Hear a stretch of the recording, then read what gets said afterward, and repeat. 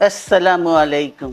দেশপ্রেমিক প্রেসিডেন্ট হিসেবে নিজের জীবন উৎসর্গ করেছেন। খুব শীঘ্রই আমরা বাংলাদেশকে গণতন্ত্রে পুনঃপ্রতিষ্ঠিত দেখতে পাব। চট্টগ্রাম থেকে স্বাধীনতার ঘোষণা করে আসসালামু আলাইকুম।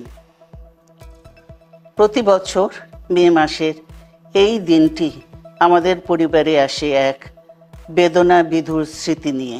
চট্টগ্রাম থেকে স্বাধীনতার ঘোষণা করে তিনি এ দেশের সাথে তার নাম অবিচ্ছেদ্য করেছিলেন।